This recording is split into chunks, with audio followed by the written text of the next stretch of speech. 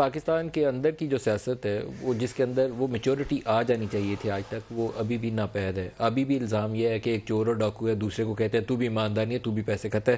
ایک جسٹس وجی صاحب کا سٹیٹمنٹ ہے، وہ آج کل مجھے لگتا ہے کہ کچھ دن تک وہ ہرٹ کرے گا بہت سارے لوگوں کو. ہو سکتا ہے جسٹس وجی کے لیے بھی مشکلات ہوں، کیونکہ فواد چودھری نے کہا کہ اس کے اوپر وہ کورٹ میں بھی جانے کا ارادہ رکھتے ہیں. لیکن پاکستانی سیاست چور اور ڈاکو سے آگے بہرحال بڑھ نہیں سکی، یہ بھی ایک افسوسناک پہلو ہے. فواد چودھری صاحب کا آج کا بیان دکھا دیں، کیا کہا انہوں نے؟ ایک مسخرہ نیا آیا ہے وجیہ الدین احمد. وزیر اعظم کی ذات کو جس طریقے سے نشانہ بنایا گیا وہ انتہائی قابل مذمت ہے. جب وزیر اعظم پاکستان کے اوپر اس طرح کے پروپیگنڈے کیے جاتے ہیں تو اس سے پورے ملک کے لوگوں کا جو اعتماد ہے وہ مجروح ہوتا ہے. اس کے اوپر سخت ایکشنز جو ہیں وہ ضروری ہیں.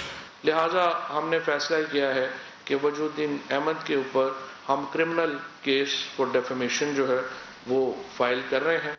جسٹس وجی صاحب اس کے جواب میں اپنے بیان کے اوپر قائم ہے، اور بلکہ کیا کہہ رہے ہیں دکھائیے گا.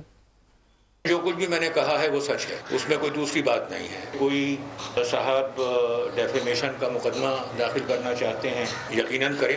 حقوق کی اگر پامالی ہوئی ہے تو کیا فواد چودھری صاحب کی ہوئی ہے یا عمران خان کی ہوئی؟ اگر ڈیفیمیشن کا مقدمہ داخل کرنا ہے اور خصوصاً کرمنل مقدمہ داخل کرنا ہے تو ایف آئی آر کون کٹواتا ہے؟ وہ شخص کہ جس کے گھر کے اوپر کوئی واردات ہوئی ہے وہ، یا راہ چلتا آدمی کوئی؟